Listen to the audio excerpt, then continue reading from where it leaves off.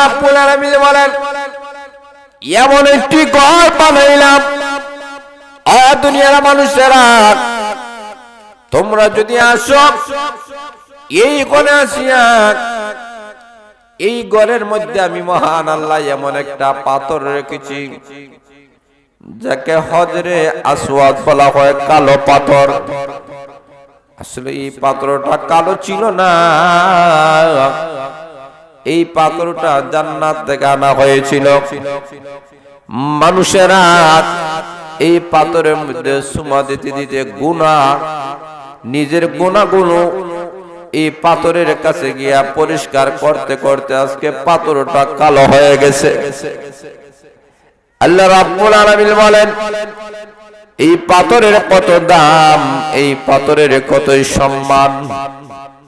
আল্লাহর নবী বলেন পুরো মানুষ যদি সঠিকভাবে হজ করতে পারে, উমরা করতে পারে, আমার মহান আল্লাহ তাকে এমন ভাবে নিষ্পাপ বানায়া দেন, মায়ের পেট থেকে সন্তানটা নিষ্পাপ অবস্থায় যেমন ভাবে দুনিয়াতে আসে ঠিক তেমনি ভাবে আমার মহান আল্লাহ এমন বান্দা বান্দিকে নিষ্পাপ বানায়া তার ঘরে আল্লাহ পৌঁছে দিবে। মহান আল্লাহ রাব্বুল আলামিনের কাছে অসংখ্য অগণিত আমরা শুকরিয়া আদায় করি, যিনি আপনাদেরকে আমাদেরকে অত্যন্ত দয়া করে মেহেরবানি করে আজকের ঐতিহাসিক ইসলামী মহাসম্মেলনে আসা বসার সুযোগ দান করেছেন। আমরা করিমাতু শুকর আদায় করি, সবাই বলে আলহামদুলিল্লাহ। আমি যে আয়াতে কারিমা তেলাওয়াত করেছি এই আয়াতে মহান আল্লাহ ঘোষণা করেন যে আমি মানব এবং জিন জাতিকে সৃষ্টি করেছি একমাত্র আমার গোলামি করার জন্য। কারণ আমরা মানুষ, আমাদেরকে আল্লাহ সৃষ্টি করেছেন গোলামি করব কার? জোরে বলেন না কার? আমি আল্লাহর গোলামি করব। ভিন্ন আয়াতে মহান আল্লাহ বলেন الذي خلق الموت والحياة ليبلوكم أيكم أحسن عملا।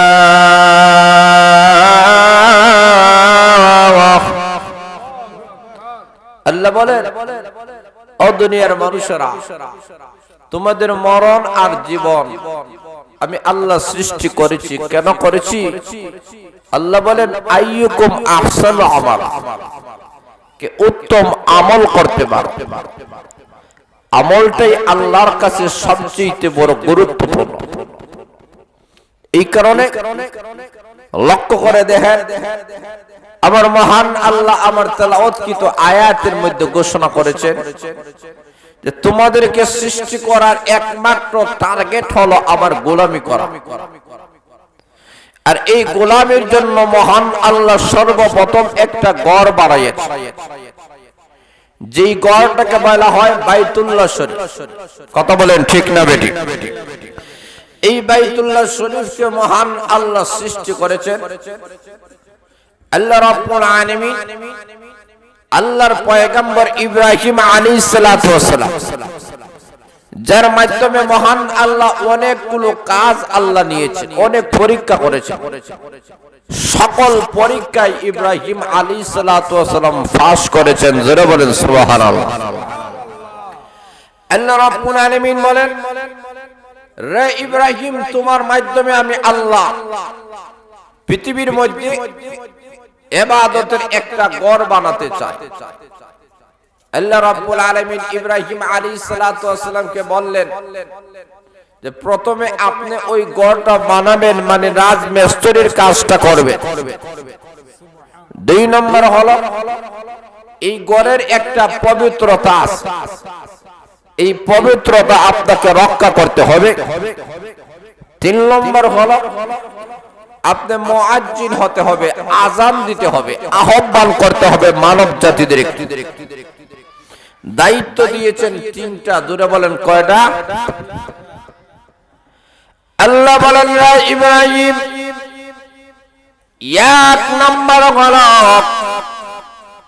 এমন একটি ঘর আমি মহান আল্লাহ বানাতে চাই, যেই ঘরে তোমরা চতুর্দিক দিয়া তোমরা তওয়াফ করবা এবং এই ঘরটাকে নামাজের ঘর বানাবে। আল্লাহ রাব্বুল আলামিন এমন একটা ঘর বানালেন যেটাকে বাইতুল্লাহ শরীফ বলা হয়। যেই বাইতুল্লাহ শরীফে প্রতিদিন 120টা রহমত আল্লাহর পক্ষ থেকে নাজিল হতে থাকে। আল্লাহর নবী বলেন, যেই সমস্ত মানুষেরা বাইতুল্লাহ শরীফকে সামনে নিয়ে তওয়াফ করবে, তওয়াফ করে ওয়ালার জন্য মহান আল্লাহ তার আমলনামায় 60টা নেকি লিপিবদ্ধ করে দেন। 2 নম্বর হলো যারা বাইতুল্লাহ শরীফের ভিতরে যারা নামাজ পড়বে, নামাজ পড়ার সাথে সাথে আমার মহান আল্লাহ তাদের আমলনামায় 40টা নেকি লিপিবদ্ধ করে দেন। আল্লাহর নবী বলেন, কোন মানুষ তওয়াফ করলো না, নামাজও পড়লো না, শুধুমাত্র আল্লাহর ঘর খানায়ে কাবার দিকে শুধুমাত্র তাকাইয়াছে, আল্লাহর নবী বলেন শুধুমাত্র তাকানোর কারণে তার আমলনামায় 20টা নেকি মানে 20টা রহমত নাজিল হতে থাকে। এমন একটি ঘর, যেই ঘরের মর্যাদা বেশি, সম্মান বেশি। আল্লাহ নবী বিশ্ব নবী রাহমাতুল আলামিন বলেন, বাইতুল্লাহ এমন একটা ঘর, যেই ঘরে কোন মানুষ যদি নামাজ পড়ে মহান আল্লাহ 1 লক্ষ রাকাতের সওয়াব তার আমলনামায় দান করে দেন। মসজিদুল নববীর মধ্যে আল্লাহ নবী বিশ্ব নবী রাহমাতুল আলামিনের মসজিদের মধ্যে যদি কেউ নামাজ পড়ে 1 রাকাতে 50,000 রাকাতের সমান সওয়াব। এতই ফজিলতপূর্ণ ঘর মহান আল্লাহ বানাবেন।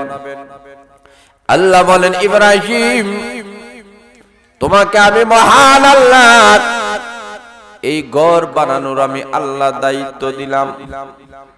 তুমি হবে রাজমিস্ত্রি, তোমার যুগালি হবে তোমার একমাত্র সন্তান, যার নাম ইসমাইল আলাইহিস সালাতু ওয়াস সালাম। আমার মহান আল্লাহ ইব্রাহিম আলাইহিস সালাতু ওয়াস সালামের ঘরে 2 জন সন্তান দিয়েছিলেন। একজনের নাম ইসহাক আলাইহিস সালাতু ওয়াস সালাম, আরেকজনের নাম হলো ইসমাইল আলাইহিস সালাতু ওয়াস সালাম। ইসহাক আলাইহিস সালাতু ওয়াস সালামের ঘরে আবার মহান আল্লাহ 12 জন সন্তান দিয়েছিলেন এবং ইসমাইল আলাইহিস সালাতু ওয়াস সালামের বংশে আল্লাহ কোন নবী রাসূলগণ আল্লাহ পাঠান নাই। সর্বশেষে আবার মহান আল্লাহ ইসমাইল আলাইহিস সালাতু ওয়াস সালামের বংশে এমন একজন নবী পাঠাইয়াছেন যিনি আর কেউ নয়, তিনি হলেন বিশ্ব নবী রাহমাতুল লিল আলামিন। এখন সুবহানাল্লাহ, আল্লাহ রাব্বুল আলামিন ইব্রাহিম আলাইহিস সালাতু ওয়াস সালামকে পাঠানোর পরে আবার মহান আল্লাহ ইব্রাহিম আলাইহিস সালাতু ওয়াস সালামকে আল্লাহ এমন জলিলুল কদর একজন পয়গম্বর আল্লাহ রাব্বুল আলামিন ওনার সন্তানকে যুগালি বানালেন। আল্লাহর ঘর খানায়ে কাবা বানানো শুরু হয়ে গেল। এমন অবস্থায় বারাসুল আল্লাহর ঘর এমন একটা ঘর, যেই ঘর যদি কোনো মানুষ যদি আল্লাহর ঘর বানানো যদি শুরু করে তাহলে এই ঘরটা পূর্ণতায় পৌঁছায় আর দায়িত্ব আমার মহান আল্লাহ গ্রহণ করে নেন। এখন শুনুন, ইব্রাহিম আলাইহিস সালাম বলেন, প্রভু গো, ও খোদা, আল্লাহ উপর দিক দিয়ে আমি উঠব, কিন্তু কোনো চৌকাম নাই, কোনো ব্যবস্থা নাই, কিভাবে উপর দিক দিয়ে উঠব? আল্লাহ বলেন, ইব্রাহিম, পাথরের উপরে যে তুমি ভর দিয়েছো, এমন একটা পাথর, ইব্রাহিম আলাইহিস সালাম যে পাথরের উপরে ভর দিয়ে আল্লাহর ঘর বানাইয়াছিলেন, এই পাথরে এখনো পর্যন্ত ইব্রাহিম আলাইহিস সালামের পাওয়ের নকশা হওয়া যায়। এমন একটি পাথর, যেই পাথরটাকে মহান আল্লাহ লিফট বানায়া নিয়েছেন। ইব্রাহিম যদি বলে 1 ফুট উঠবো, 1 ফুট পাথর উপর দিক দিয়ে উঠে। ইব্রাহিম যদি বলেন 5 ফুট উঠা লাগবে, 5 ফুট উঠে। ইব্রাহিম যদি বলে নিচে নামা লাগবে, নিচে নামে। রিমোট কন্ট্রোল হলো উনার জবান, ধরে বলেন সুবহানাল্লাহ। আল্লাহ রাব্বুল আলামিন উনার মাধ্যমে মুআজিজা দেখালেন, যেই দিক দিয়া ওয়াল করার ইচ্ছা ওই দিক দিয়া পাথরটা চলে যায়। চলন্ত একটা পাথর মহান আল্লাহ ইব্রাহিম নবীকে আল্লাহ দান করেছেন। এই কারণে আল্লাহ বলেন, যেই পাথরের মধ্যে আমার নবী পাও রেখেছেন, এই জায়গাটাকে আমি আল্লাহ সাধারণ জায়গা রাখি নাই, কিয়ামত পর্যন্ত সমস্ত মানুষের জন্য আমি মহান আল্লাহ নামাজের জায়গা বানায়া দিয়েছি। আল্লাহ বলেন, কেন এই পাথরের এতই দাম, এই জায়গার এতই দাম কেন হয়ে গেল? কারণ এই জায়গার মধ্যে আল্লাহর পয়গম্বরের পাও পড়েছে, যারা বলেন সুবহানাল্লাহ।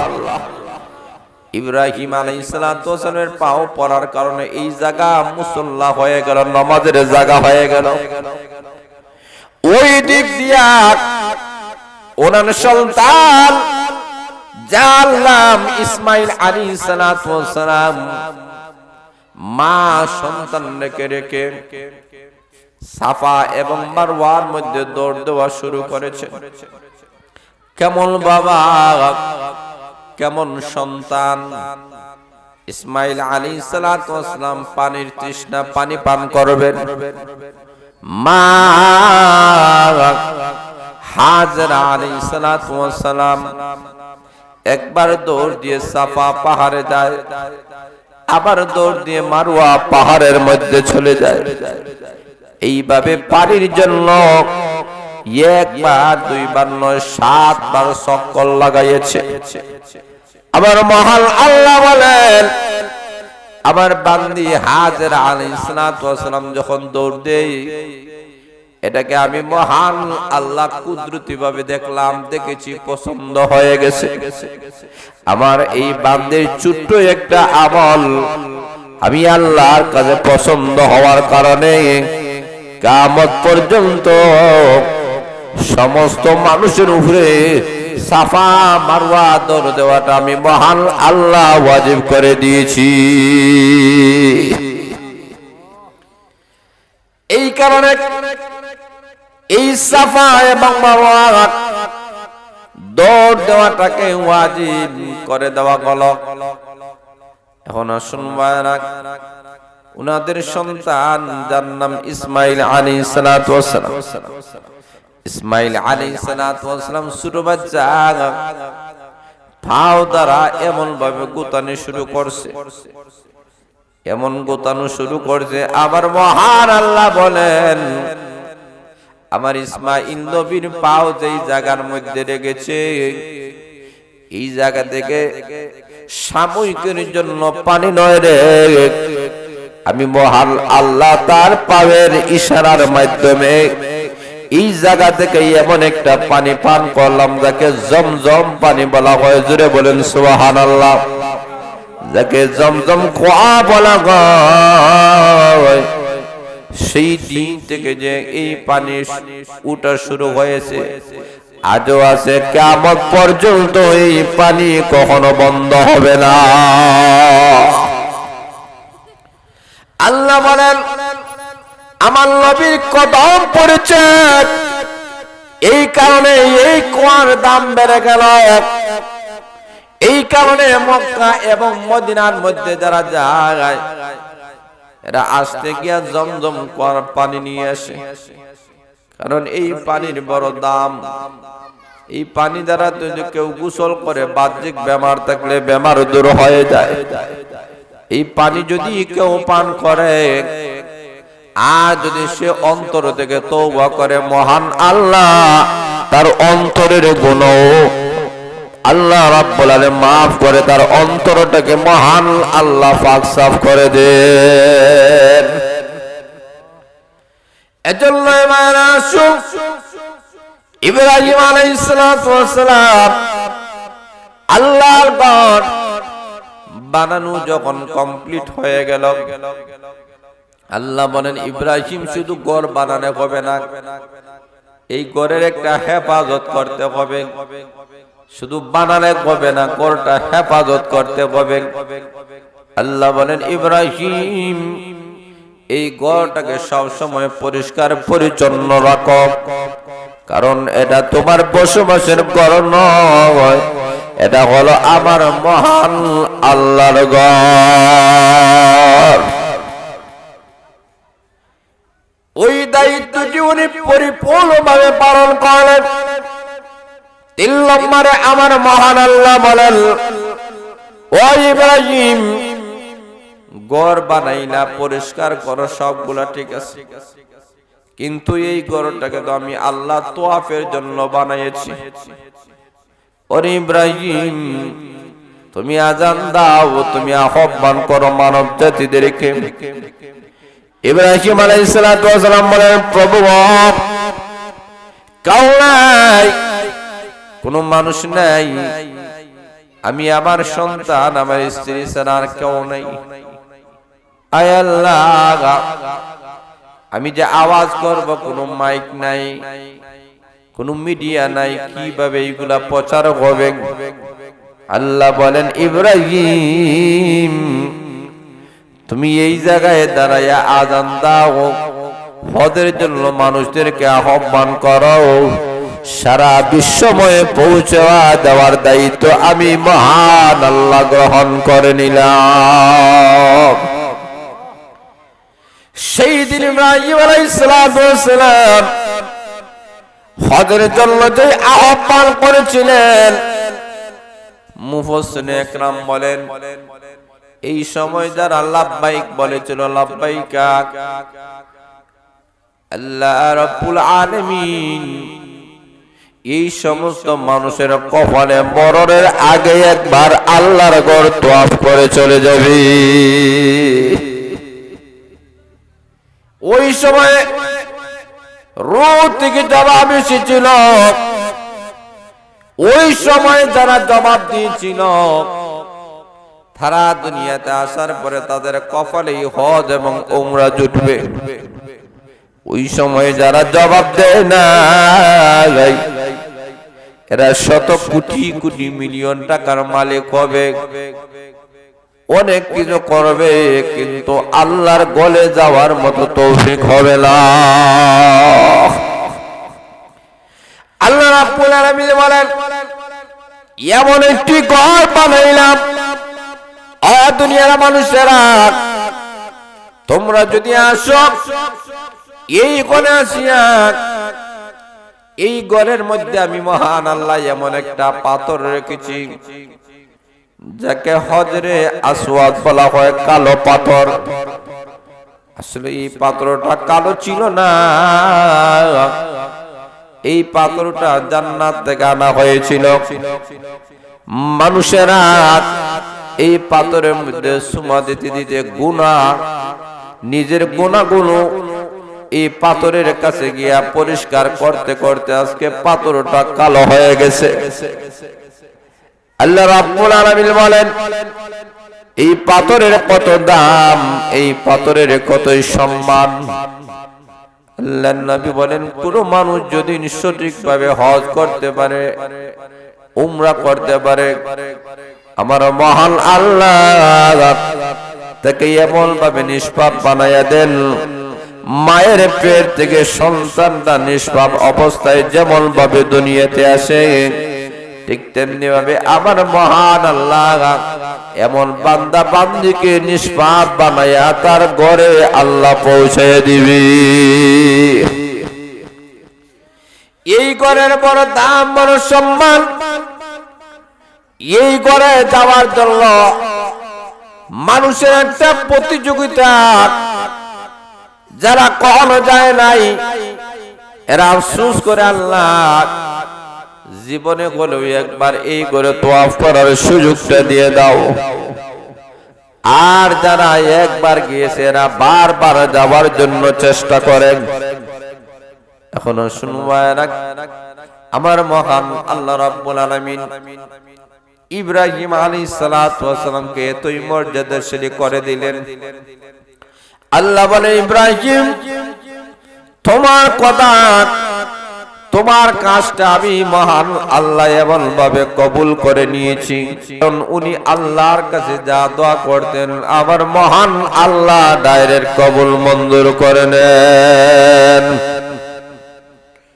উনি দোয়া করেন, ربنا وابعث فيهم رسولا منهم يتلو عليهم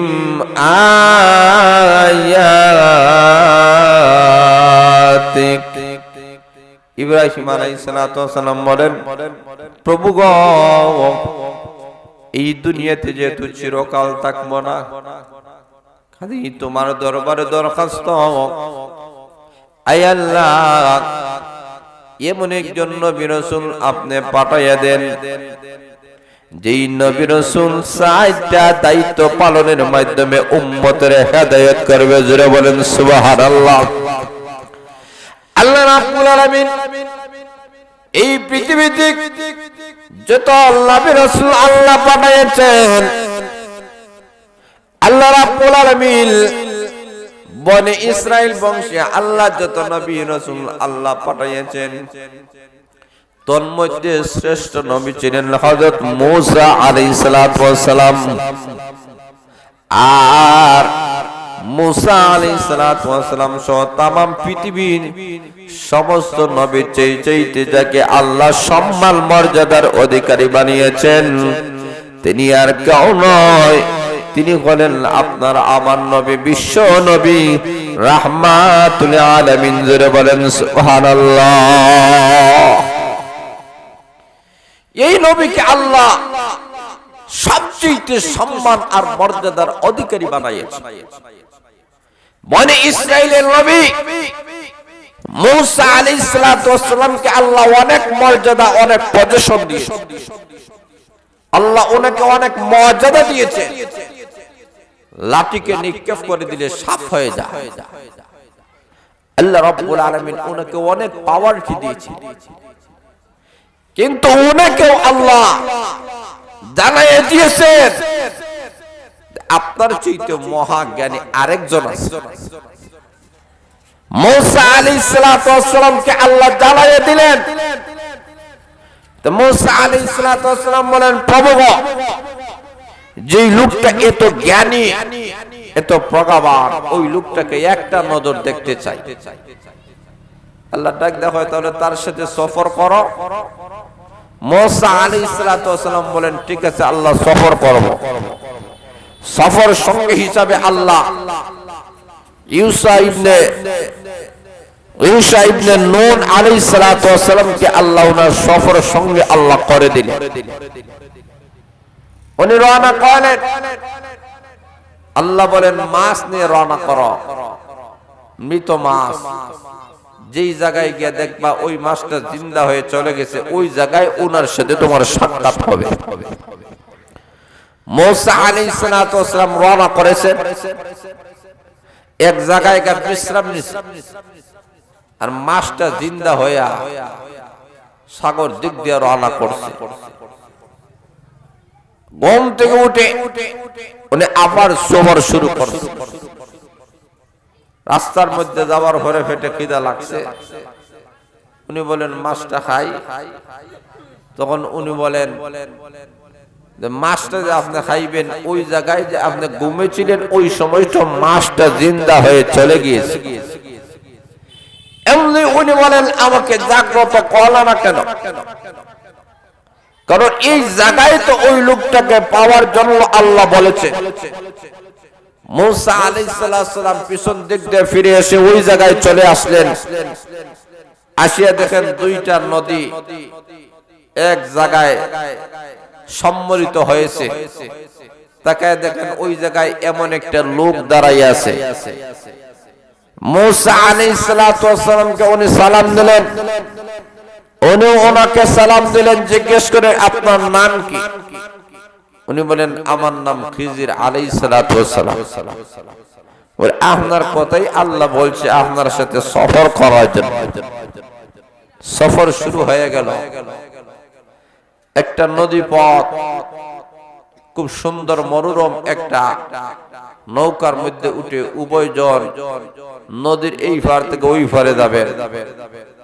ওই পারের কাছে যাওয়ার আগেই খিজির আলাইহিস সালাম নৌকার মধ্যে এমন একটা ভাড়া মারছেন, একটা ছিদ্র হয়ে গেল, নিচ দিক দিয়ে পানি উঠতেছে। মুসা আলাইহিস সালাম বললেন ভাই আপনি কি করলেন? একটা ভালো নৌকাকে আপনি নষ্ট করে ফেললেন। খিজির আলাইহিস সালাম বলেন আমি না আপনাকে আগেই বলেছিলাম যে আমাকে কোনো প্রশ্ন করবা না, ধৈর্য ধারণ করে থাকতে হবে, কারণ সফরের মধ্যে অনেক অঘটন ঘটবে। এই কারণে তোমাকে ধৈর্যশীলতা অবলম্বন করতে হবে। মুসা আলাইহিস সালাম ভাই আমাকে মাফ করেন, এমন প্রশ্ন আর করব না, আমাকে নিয়ে চলেন। রওনা করেছেন। চলতে চলতে লক্ষ্য করে দেখেন এমন একটা এলাকার মধ্যে গেছেন, গিয়ে দেখেন ছোট একটা বাচ্চা খেলাধুলা করতেছে। এমত অবস্থায় খিজির আলাইহিস সালাম ওই ছোট বাচ্চাকে মেরে ফেললেন। এবার মুসা আলাইহিস সালাম রাগান্বিত হয়ে গেলেন, আরে ভাই আপনি কি করলেন? আগে তাই চিন্তে এটা তার জগৎ নয়তম পাপ। আমি ওই ছোটবেলায় একটা লোককে মারার কারণে 10 বছর পর্যন্ত দেশ হারা ছিলাম।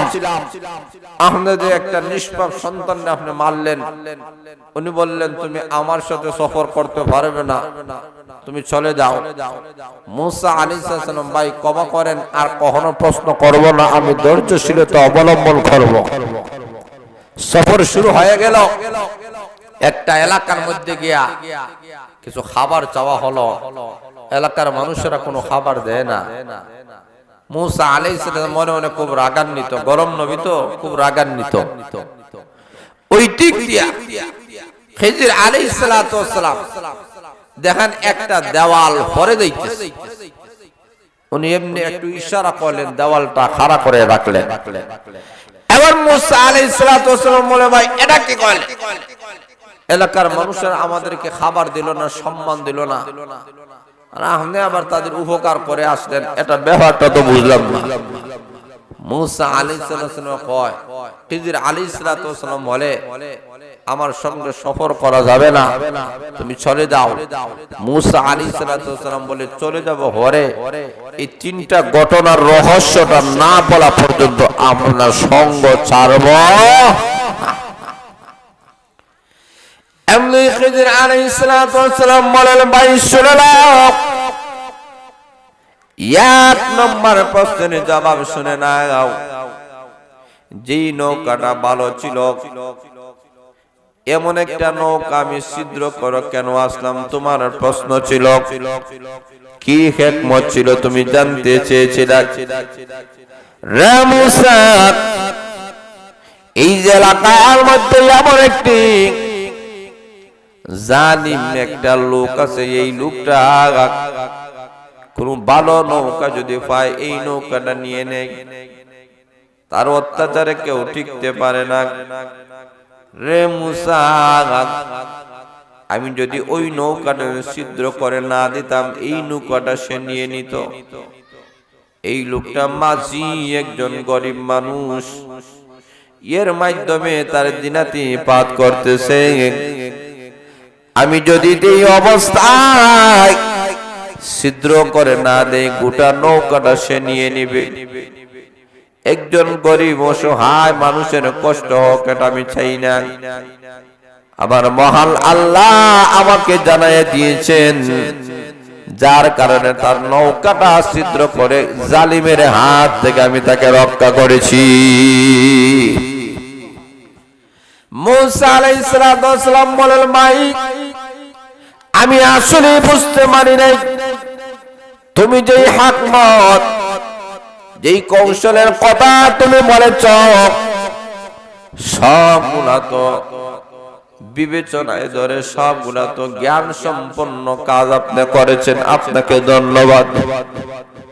তবে আসুন ভাই, 2 নম্বরে একটা নিষ্পাপ বাচ্চাকে আপনি মেরেছিলেন। এই বাচ্চার তো কোনো অপরাধ ছিল না, অন্যায় ছিল না, নাবালক। এই কারণে নাবালক বাচ্চাদের বড় দাম আছে, বড় সম্মান আছে।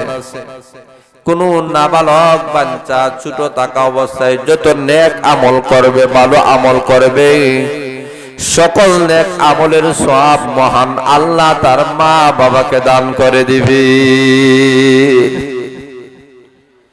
এই কারণে সন্তানাদিদেরকে বালিগ হওয়ার আগে আগে নামাজ শিখান, কোরআন শিখান, তাসবিহ তাহলিল শিখান, জিকির আজকার বাচ্চাদেরকে শিখান।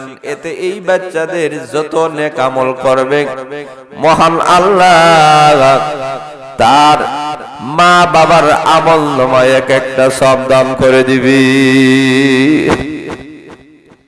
এখন শুরু মায়েরা, উনি বলেন এই ছোট বাচ্চাটাকে কেন মারা হলো, কারণটা তো বুঝে আসে না। এখন খিজির আলাইহিস সালাম বলেন, আল্লাহ আমাকে জানাইয়া দিয়েছেন, এই ছোট বাচ্চা যদি বড় হয়, এই বাচ্চাটা নিজে কাফির হবে, নিজের মা বাবাকে কাফির বানাবে, গোটা সমাজটাকে কাফির বানাবে। এমন একটার মাধ্যমে গোটা সমাজে, গোটা দেশে কাফির সয়লাভ হবে। এটা মহান আল্লাহ বরদাস্ত করতে পারে না। এই কারণে আমার মহান আল্লাহর ইশারার মাধ্যমে এই ছোট বাচ্চাটাকে আমি হত্যা করে ফেলেছি। মুসা আলাইহিস সালাম খুশি হয়ে গেলেন, ভাইটি কি বলেছেন, এই কাজটা তো বড় হিকমতপূর্ণ কাজ, এই কাজটা তো বড় উপকারী কাজ। আচ্ছা ঠিক আছে, 3 নম্বরে আসুন, যে এলাকার মধ্যে গেলাম, এলাকার মানুষেরা তো আমাদেরকে মেহমানদারি করলো না, মহব্বত করলো না, ভালোবাসলো না, তিরস্কার করে আমাদেরকে বিদায় দিয়ে দিল। এমন এলাকার একটা দেওয়াল পরে গিয়েছিল, এটাকে আপনি খাড়া করে কেন আসলেন, কারণটা কি? উনি বলেন এটার মধ্যে একটা হিকমত আছে। বলে কি হিকমত? হিকমতটা হলো এই দেওয়ালের নিচে এই বাড়ির ইয়েতিম বাচ্চাদের কিছু হক আছে। দেওয়াল যদি পড়ে যায়, এই সম্পদগুলা মানুষেরা লুটে নিবে, এই সম্পদ থেকে এই ইয়েতিম বাচ্চারা মাহরুম হয়ে যাবে। আবার মহান আল্লাহ আমাকে ইশারা করেছেন, আল্লাহর ইশারার মাধ্যমে দেওয়ালটা আমি দাঁড় করাই আসলাম, যাতে এতিম বাচ্চারা তার ন্যায্য সম্পত্তি থেকে যেন বঞ্চিত না হয়। মুসা আলাইহিস সালাম বুঝতে পেরেছেন, তাহলে দুনিয়ার মধ্যে অনেক কাজ এমন আছে যেটা বড় হিকমত ওয়ালা, বড় কৌশলী। আমি নবী হয়েও এই জিনিসটা বুঝতে পারি নাই। সেই মূসা আলাইহিস সালাতু ওয়াস সালামের চাইতে আরো হিকমতওয়ালা এমন একজন নবী যার নাম মুহাম্মদুর রাসূলুল্লাহ সাল্লাল্লাহু আলাইহি সাল্লাম। এমন একজন নবীকে আল্লাহ আমাদের জন্য নবী হিসেবে পাঠিয়েছেন, যেই নবী আমাদেরকে ইবাদত আমাদেরকে শিক্ষা দিয়েছেন। আল্লাহ বলেন, তোমাদেরকে সৃষ্টি করার কারণ হলো আমার গোলামি করার, আর এই ইবাদত বندگی করার পদ্ধতি নবী রাসূলগণ আমি আল্লাহ পাঠিয়েছি। এখন দুনিয়াতে নবী রাসূলগণ নাই, উলামা ইকরাম আছেন। কিয়ামত পর্যন্ত উলামা ইকরাম থাকবেন। উলামা ইকরামের কাছ থেকে আমরা ওযুর ফরজ জানব, আমরা তায়াম্মুমের ফরজ জানব, আমরা গোসলের ফরজ জানব, আমরা কিভাবে আল্লাহর গোলামি করব এই পদ্ধতিটা আমরা জানব। এই কারণে উলামা ইকরামদেরকে যারা সম্মান করবে, এরা যারা নবীদেরকে সম্মান করলো, নবীদেরকে যারা সম্মান করবে, আল্লাহর নবী বলেন কিয়ামতের কঠিন ময়দানে আমি বিশ্ব নবী তাদের পক্ষে সুপারিশ করে আল্লাহ তুই জান্নাতের মেহমান বানায়া দিব। বায়ানাসুল রক্ত করে দেখার আল্লাহ তো আমাদেরকে তার গোলামির জন্য বানিয়েছেন, কিন্তু আমরা প্রকৃত গোলাম হতে পারি নাই। লক্ষ্য করে দেখেন, একটা মালিক তার কুকুরকে যদি সে সামান্য মার খাওয়ায়, সামান্য মার খাওয়ানোর কারণে এই কুকুরের মধ্যে এমন কিছু গুণ এসে যায়, সারা রাত মালিক ঘুমায় কিন্তু কুকুরটা ঘুমায় না। রাত ৩টার সময় মালিকের বাড়ি যদি আপনি যান, কুকুর গেউ গেউ করে উঠে। কেন উঠে? কুকুর বুঝাতে চায়, শুন রে, বাড়ির মধ্যে প্রবেশ করবে না, আর আমি যতক্ষণ পর্যন্ত সজাগ আছি প্রবেশ করতে পারবে না, কারণ মালিক না আমাকে সামান্য মার খাওয়াইছে। এই কারণে একটা কুকুর মালিকের দরজার কাছে বলে সারা রাত জাগ্রত থেকে মালিককে ঘুমানোর ব্যবস্থা করে দে। কুকুর সব বলা বুঝে, আমার মালিকের কষ্ট হোক এটা কুকুর চায় না। কিন্তু আমরা এমন লিম খারাপ, ২৪টি ঘন্টা আল্লাহর নিয়ামতের মধ্যে আছি, কিন্তু আল্লাহ রাব্বুল আলামিনকে আমরা স্মরণ করি না। একটা কুকুর তার মালিকের প্রতি কি পরিমাণ ভালোবাসা, কি পরিমাণ মহব্বত। কুকুর নিজে ঘুমায় না, মালিককে ঘুমাইতে দেয়। কুকুর এমন ভাবে নিজের জীবনটাকে মালিকের জন্য বিসর্জন করে দেয়। আল্লাহ রাব্বুল আলামিন এমন কিছু কুকুর আছে, আল্লাহ রাব্বুল আলামিন বলেন এমন একটা কুকুর, সে কুকুর হতে পারে কিন্তু মহান আল্লাহ তাকে জান্নাতের মেহমান বানায়া দিবে। সেই কুকুরটা হলো আসহাবে কাফের কুকুর। ওই ৭টা যুবক যখন গিয়েছিল গর্তের ভিতরে, কুকুরটাও তাদের সঙ্গে হয়ে গেল। কুকুর বুঝতে পেরেছে এই ৭টা যুবক আল্লাহওয়ালা জান্নাতি বান্দা, এদের সঙ্গে যদি আমি সঙ্গী হই তাহলে আমার দাম বাড়বে, আমার সম্মান বাড়বে। কুকুর ঘুমায় না, গর্তের উপরে থেকে ফাড়াদারি করতেছে, এমন ভাবে ফাড়াদারি করতেছে, এমন ভাবে ৭টা যুবককে রাস্তা দেখায়া গর্ত পর্যন্ত নিয়ে গেল। এই কারণে কিতাবের মধ্যে এসেছে পৃথিবীর কোন কুকুরকে মহান আল্লাহ জান্নাতের ভিতরে প্রবেশ করাবেন না, কিন্তু আসহাবে কাফের কুকুরটাকে আল্লাহ জান্নাতের মেহমান বানায়া দিবে। কেন দিবে? তার কারণ হলো এই কুকুরের সম্পর্ক ছিল আল্লাহ ওয়ালাদের সাথে।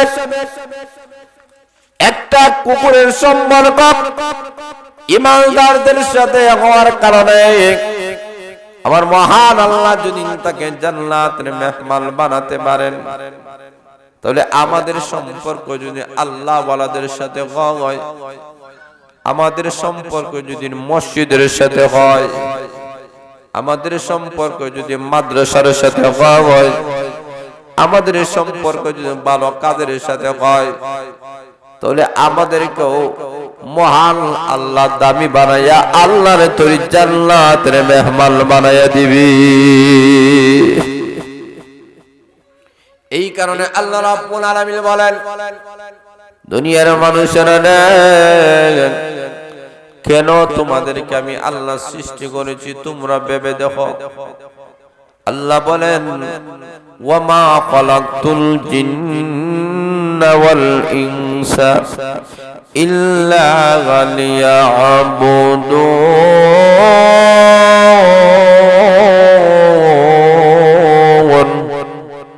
আল্লাহ বলেন, মানব আর দানবকে আর কোনো কারণে সৃষ্টি করি নাই, একমাত্র আমার গোলামি করার জন্য তোমাদেরকে সৃষ্টি করেছি। যারা গোলাম হবা তাদের দাম বেশি, তাদের সম্মান বেশি, তাদের মর্যাদা বেশি। সত্যিকার অর্থে যদি মানুষ গোলাম হয়, পৃথিবীর কোন মানুষ কোন ষড়যন্ত্র করে তাকে গুনাহ করাতে পারে না। আল্লাহ বলেন, যখন তুমি সত্যিকার অর্থে আমার গোলাম হয়ে যাইবা, তখন তোমাকে গুনার কাজ থেকে হেফাজত করার দায়িত্ব আমি আল্লাহ গ্রহণ করে নিব। কেমন ভাবে লক্ষ্য করে দেখেন, অসংখ্য অগণিত ঘটনাগুলো আছে। আল্লাহ রাব্বুল আলামিন ছোট ছোট বাচ্চাদের মাধ্যমে মহান আল্লাহ তাদের সাক্ষী দিয়েছেন। এই পৃথিবীতে এমন 3 জন সন্তান শিশু আছে। 2 জন শিশু থাকা অবস্থায়, একজন মায়ের পেটে থাকা অবস্থায় সাক্ষী দিয়েছিল যে এরা গুনাহ করে নাই, এরা আল্লাহ ওয়ালা। ছোট ছোট বাচ্চারা পর্যন্ত সাক্ষী দিয়েছিল। জোরে বলেন সুবহানাল্লাহ। 3টা ছোট বাচ্চা সাক্ষী দিয়েছে এরা গুনাহ করে নাই, এরা পাপের মধ্যে জড়িত নাই। আল্লাহ বলে, সত্যিকার অর্থে যখন তুমি আল্লাহ ওয়ালা হইবা, এমন অদ্ভুত জিনিসের মাধ্যমে আল্লাহ সাক্ষী নিবেন, এটা কলহলম করা যায়। যার বাস্তবতা হলো জুরাইজ রাহমাতুল্লাহ আলাইহি। লক্ষ্য করে দেখেন, এত বড় আল্লাহর ওলি, যুগ শ্রেষ্ঠ আল্লাহর ওলি, কিন্তু নামাজে দাঁড়াই আছে, নফল নামাজে। মা ডাক দেখো, বাবা জুরাইজ, জবাব দেন। চিন্তা করে, আল্লাহ নামাজ পড়ব না মার কথার জবাব দেব? মার কথার জবাব দিলে তোর নামাজ থাকবে না, নামাজ পড়লে তোমার জবাব দেওয়া হবে। জবাব দেয় না। দ্বিতীয়বার মা বলে জুরাইজ জবাব দেয় না, তৃতীয়বার বলে জুরাইজ জবাব দেয় না। মার অন্তর থেকে বদদুয়া চলে আসলো। মা ডাক দেয়, হয় আমার সন্তানের বেশ্যা মহিলার মুখ না দেখাই আল্লাহ তারে মৃত্যু দিও না। আল্লাহ মার দোয়া ডাইরেক্ট কবুল করে নিয়েছে। কারণ মা বাবা এমন নেক দৌ যেমন ভাবে আল্লাহ কবুল করে, বদদৌ কবুল আল্লাহ কবুল করে নিয়েছে। এখন লক্ষ্য করে দেখেন, এলাকার একটা বেশ্যা মহিলা জুরাইজ রাহমাতুল্লাহ আলাইহির কাছে গেছে, প্রলোভন দিতেছে, আসো আমি সুন্দরী রূপসী, গুনাহ করব। কিন্তু উনি তো আল্লাহ ওয়ালা। উনি বলেন, ইন্নী আখাফুল্লাহ, আমি আল্লাহকে ভয় করি। জোরে বলেন কাকে? আরো যেন কাকে? ولمن خاف مقام ربه ونهى النفس عن الهوى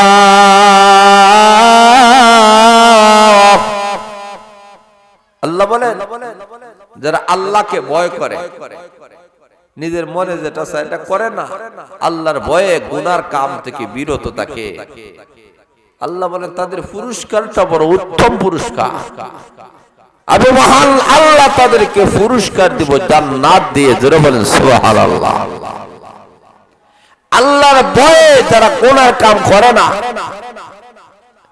জুরাইজকে প্রলোভন দিতেছে এমনি জুরাইজ বলে না ওটা বলে না ইন্নী আখাফুল্লাহ রে যুবতী রে রূপসী রে সুরসী কন্যা তুমি যৌবন পেয়ে আল্লাহকে বলে গেছো গুনাহ করবা না নাফরমানি কাম করবা না আল্লাহকে ভয় করো আমিও মহান আল্লাহ রাব্বুল আলামিনকে ভয় করে গুনার দিকে যায় নাই কিন্তু যুবতী মহিলা নিজেকে আর সামলাতে পারে না এই জায়গায় যখন চেষ্টা করে কলনা রওনা করেছে জঙ্গলে গিয়ে দেখে একটা রাখালকে প্রলোভন দিয়ে তার জীবনের চাহিদাটা মিটাইয়া নিয়েছে তাদের ঘরে একটা সন্তান হয়ে গেল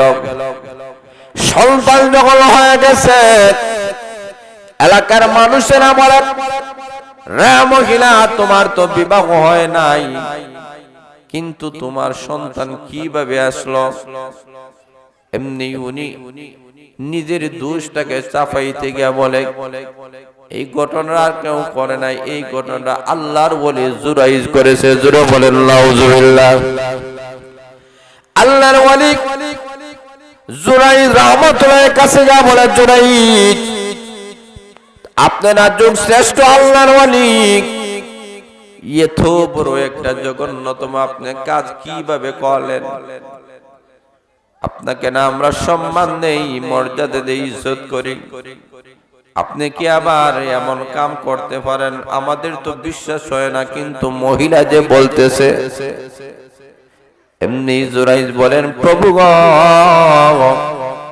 বুঝতে পেরেছি এটা আর কিছুই নয় এটা হলো আমার মার বদদোয়া ও খোদা এই কঠিন মুসিবত থেকে আল্লাহ তুমি আমাকে উদ্ধার করো কারণ এই মুসিবতের চাইতে আমার মরণটাই ভালো এখন আমার কাছে জমিনের উপরের চাইতে জমিনের নিচটা আমার কাছে ভালো প্রভু গো এর চাইতে তো আমার মরণটা ভালো আল্লাহ তুমি আমাকে একটা ব্যবস্থা দিয়ে দাও এমনি অন্তরের মধ্যে চলে আসলো বলে আমার তো কোনো সাক্ষী নাই আমার তো কোনো প্রমাণ নাই কিন্তু আমার মহান আল্লাহর একটা ক্ষমতা আছে যেখানে সকল মানুষের ক্ষমতা শেষ হয়ে যায় সেখান থেকেই আমার মহান আল্লাহর ক্ষমতা শুরু হয়ে যায় এমনি জুরাইজ বলে রে এলাকার মানুষেরা আমাকে বড় অপরাধ বলবা আগে আমি সাক্ষী হিসাবে তোমাদের সামনে একটা বাচ্চাকে পেশ করতে চাই তারা বলল কাকে বলে যেই মহিলা দাবি করেছে এই বাচ্চার বাবা আমি এই মহিলার পেটের দিকে আমি ইশারা করব আর বাচ্চাটাকে লক্ষ্য করে বলবো বাচ্চা রে আল্লাহর হুকুমে তুমি বলে দাও তুমি কি আমার সন্তান না অন্যর সন্তান তারা আশ্চর্যান্বিত হয়ে গেল রে জুরাইজ পেটের সন্তান কিভাবে মানুষের সাথে কথা বলে এটা কোনো ব্রেইনে ধরে না বুদ্ধিতে ধরে না যদি তুমি বলাইতে পারো বলাও আমাদের কোনো আপত্তি নাই কিন্তু একটা ফিটও মাটি পড়বে না জুরাইজ এমনি আল্লাহর প্রতি তাওয়াক্কুল করে প্রভু তুমি আহকামুল হাকিমিন আল্লাহ আমি তো তোমার একমাত্র গোলামি করি তুমি আমার মালিক আমি তোমার গোলাম আয় আল্লাহ, শত শত হাজার হাজার মানুষের সামনে তুমি আমাকে অপমান করিও না, আমাকে বেইজ্জত করিও না। আল্লাহ মেহেরবানি করে এই বাচ্চার জবানটা তুমি খুলে দাও। এই কথা বলে ওই মহিলার পেটে দিকে ইশারা করে যখন বলেছেন, বল রে বাবা, বল তোর বাবাকে, এমনি মহিলার পেটের ভিতরে থেকে আওয়াজ চলে আসলো, আসলে আমার বাবা জুরাইল নয়, আমার বাবা বলো ওই জঙ্গলের পাপিষ্ঠ রাখা। এমন ভাবে যখন জবাব চলে আসলো, মানুষেরা হতভম্ব হয়ে গেল, আশ্চর্যান্বিত হয়ে গেল। ওরে জুরাইল, তুমি আমাদেরকে মাফ করে দাও, তোমার ইবাদতের এতই পাওয়ার, এতই সম্মান, তোমার গোলামিটা মহান আল্লাহর কাছে এতই কবুল হয়েছে যে মায়ের পেটের ভিতরের সন্তানটাকে কথা বলার যোগ্যতা আল্লাহ দান করে দিয়েছে। 2 নম্বর, আল্লাহর পয়গম্বর ইউসুফ আলাইহিস সালাতু ওয়াস সালাম জুলাইখার কেলেঙ্কারি ঘটনার মধ্যে যখন ডুবে পড়লেন, উনাকে যখন ডুবাইয়া দেওয়া হলো, জুলাইখা বারবার চেষ্টা করে উনাকে প্রলোভন দিয়ে গুনার কাজের দিকে নিয়ে যাওয়ার জন্য।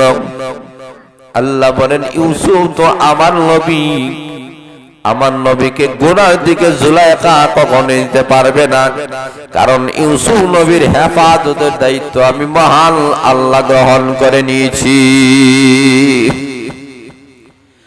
আল্লাহ রাব্বুল আলামিন এমন ভাবে তাকে মর্যাদা দিলেন, 7টা দরজা বন্ধ করে অন্দর মহলে যখন নিয়ে গেল, এখন জুলাইখার হাত থেকে বাঁচার যখন কোনো সুযোগ নাই, কারণ 7টা দরজা 7টা তালা কিভাবে ভাঙবে। এমনি তাকে জানায় দেওয়া হলো, আপনি শুধুমাত্র চেষ্টা করেন, মহান আল্লাহ আপনাকে হেফাজত করবে। ইউসুফ আলাইহিস সালাম এমনি দৌড় মেরে দরজার কাছে যখন গিয়েছেন, প্রথম দরজার কাছে যাইতে দেরি হয়েছে, আমার মহান আল্লাহ প্রথম দরজার তালা খুলে দিতে একটা সেকেন্ডও দেরি হয় না। এইভাবে 7টি দরজার কাছে গেলেন, 7টি দরজা খুলে গেল। জুলাইখা পিছন দিক দিয়ে যখন জামায় ধরেছে, জামরাটাও ছিঁড়ে গেল। এমত অবস্থায় এলাকার মানুষেরা বলে, ওরে ইউসুফ, তুমি তো দোষী, কারণ তুমি এই করে খেয়েছো, নিমক খেয়েছো, নিমক খেয়ে তুমি নিমক হারামি করেছো। ইউসুফ, এমন একটা জঘন্যতম কাজ তোমার মালিকের সঙ্গে তুমি কিভাবে করলা? ইউসুফ আলাইহিস সালাম বারবার বোঝায়, না এমন কাজটা তো আমি করি নাই। বলে, না তুমি করেছো। এক পর্যায়ে ইউসুফ আলাইহিস সালামকে জেলের মধ্যে নেওয়া হলো। ইউসুফ আলাইহিস সালাম বলেন, এমন পাপ আমি করি নাই, আমি পাপের দ্বারে কাছেও যাই নাই। প্রমাণ হিসেবে আমার মহান আল্লাহ 2 মাসের একটা বাচ্চাকে আল্লাহ দাঁড় করালেন। ইউসুফ আলাইহিস সালাম 2 মাসের বাচ্চাটাকে লক্ষ্য করে বললেন, রে বাচ্চা, বলতো দিকে আমি দোষী না জুলাইখা দোষী? বাচ্চা ডাক দিয়া বলে, সুন্দর যুক্তি প্রমাণ করে দিয়েছে। বাচ্চা বলে, কে দোষী আর কে নির্দোষী আমি বলবো না, আপনারাই বিবেচনা করেন। যদি ইউসুফের সামন দিক দিয়া যদি জামাটা ফাড়া থাকে, তাহলে বোঝা যাবে ইউসুফ আলাইহিস সালাম দোষী, আর যদি পিছন দিক দিয়া ফাড়া থাকে বোঝা যাবে জুলাইখা দোষী। তখন তাকাইয়া দেখা গেল ইউসুফ আলাইহিস সালাম পিছন দিক দিয়া জামাটা ফাড়া। লোকেরা এক বাক্যে রায় দিয়ে দিল, আমার ইউসুফ নবীর কোনো দোষ নাই, সম্পূর্ণ দোষী জুলাইখা। আল্লাহ রাব্বুল আলামিন 2 মাসের বাচ্চা সাক্ষীর মাধ্যমে আল্লাহর পয়গম্বরটাকে আল্লাহ রাব্বুল আলামিন হেফাজত করলেন, রক্ষা করলেন।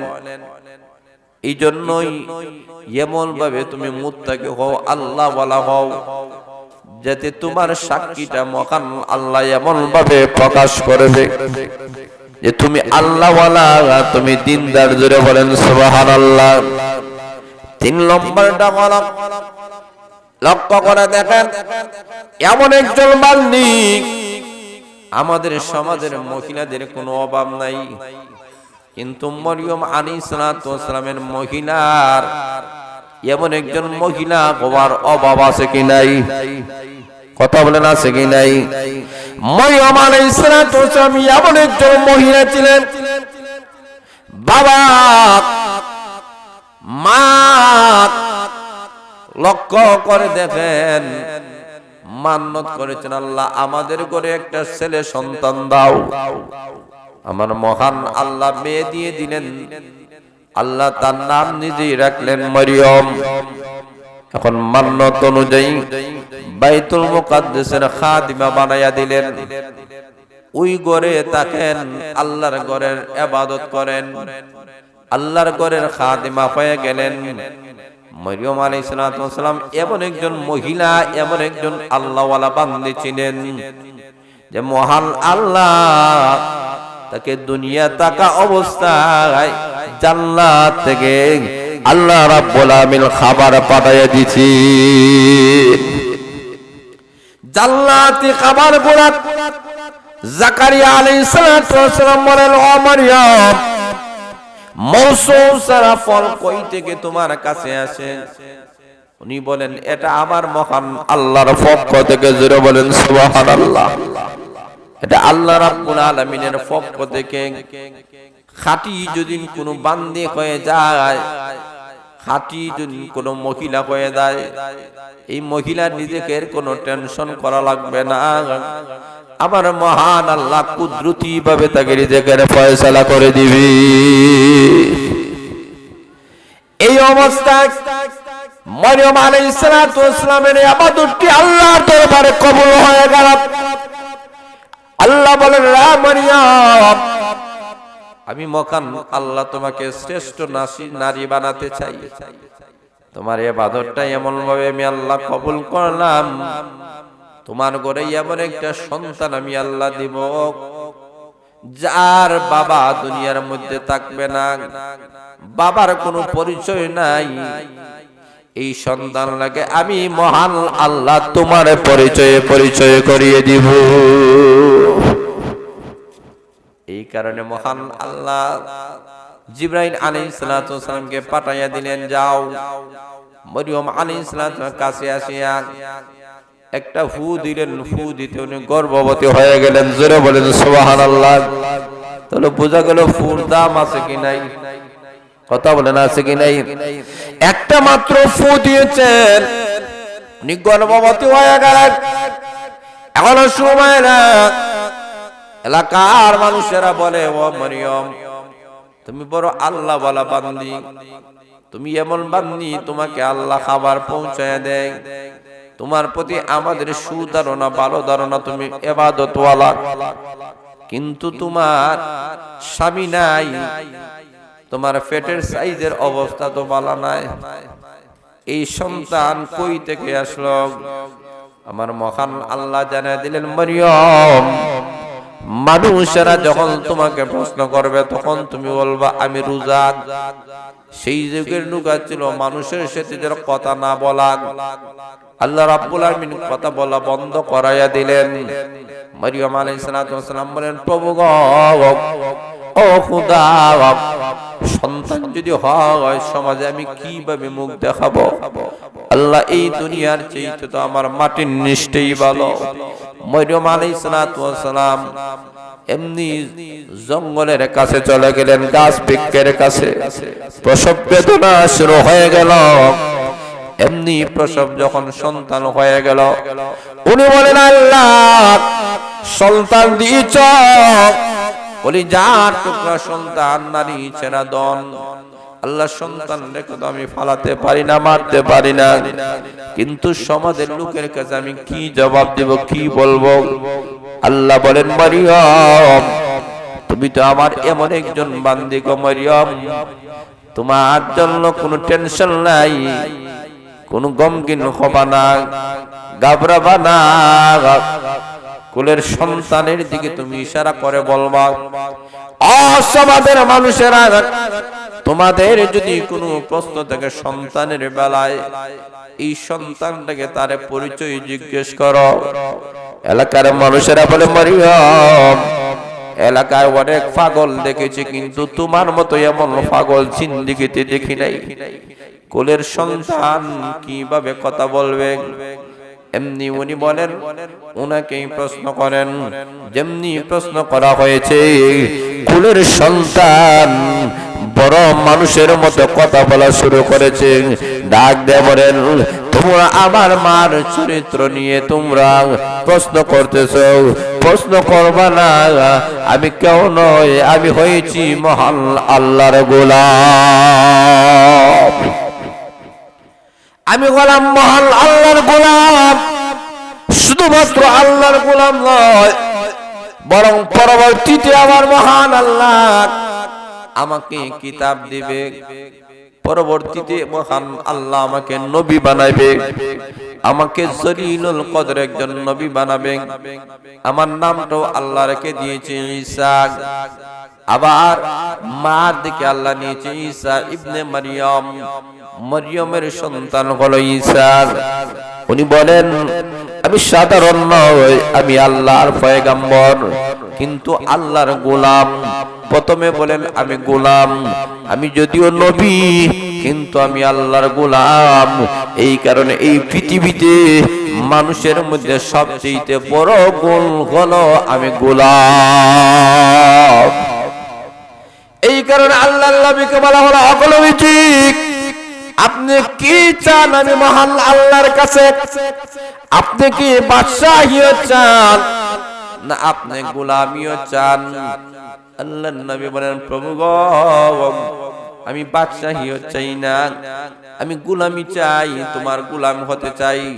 এই কারণে আল্লাহ গোলাম হিসাবে সম্বোধন করেছেন। আল্লাহ বলেন, সুবহানাল্লাযী আসরা বিআবদিহি, সেই মহান সত্তা, সেই পবিত্রময় আল্লাহ যিনি তার বান্দাকে সফর করাইছেন। আল্লাহ বান্দা বলেছেন, বান্দা বলে বিশ্ব নবীকে আল্লাহ সম্বোধন করেছেন। আল্লাহ বোঝাতে চায় আসমানের নিচে জমিনের উপরে মানুষের সবচেয়ে বড় লকব হলো গোলাম। কোন বান্দা যদি গোলাম হয়ে যায়, এই বান্দা আমি মহান আল্লাহর কাছে দামি হয়ে যায়। এই কারণে আল্লাহ আমার তেলাওয়াতকৃত আয়াতের মধ্যে বলেন, ওয়ামা খালাকতুল জিন্না ওয়াল ইনসা ইল্লা লিয়াবুদুন, মানব আর দানবকে আর কোনো কারণে সৃষ্টি করি নাই, একমাত্র আমার গোলামের জন্য আমি আল্লাহ সৃষ্টি করেছি। যারা আমার গোলামি করে তাদের সম্মান বাড়বে। গোলামি কোন জায়গায় করে? এই কারণে আল্লাহ মসজিদগুলা, আল্লাহ বাইতুল্লাহ বানাইছেন। পৃথিবীর সকল মসজিদগুলা হচ্ছে করে এই বাইতুল্লাহ শরীফের শাখা এবং প্রশাখা। আল্লাহ বলেন, এই মসজিদ হলো আমার ঘর। মান বানা লিল্লাহি মসজিদান বানাল্লাহু লাহু বাইতান ফিল জান্নাহ। যারা আল্লাহর রাস্তায় একটা মসজিদ বানায় দিবে, আল্লাহ তার জন্য জান্নাতে একটা ঘর বানায় দিবে। জোরে বলে সুবহানাল্লাহ। তো এই যে ঘর, এই মসজিদটাকে আমরা সর্বাত্মকভাবে ভালোবাসবো, মহব্বত করব, আন্তরিকতা মসজিদের সাথে দেখাবো। মসজিদের ইমাম সাহেব, খতিব সাহেব, মুয়াজ্জিন সাহেব, মসজিদের যারা আছেন তাদেরকে আমরা ভালোবাসবো, মহব্বত করব। এই মসজিদটাকে কেন্দ্র করে আমাদের ইবাদত বন্দেগী করতে হবে। আমাদের ইবাদত বন্দেগী মসজিদকে কেন্দ্র করে করতে হবে। সাহাবায়ে কেরাম সব সময় মসজিদে আনাগোনা করতেন, মসজিদকে বেশি ভালোবাসতেন। এই কারণে আমাদের জীবনের সব জিনিসের চাইতে, নিজের ঘরের চাইতে আল্লাহর ঘর মসজিদকে ভালোবাসবো। রাজি আছেন তো? কতক্ষণ রাজি আছেন? আল্লাহ আপনাদেরকে, আমাদেরকে সবাইকে আল্লাহর এই ঘর মসজিদটাকে ভালোবাসার জন্য তৌফিক দান করে। আমিন। দুরূদের উপরে মুক্তসর দোয়া করব।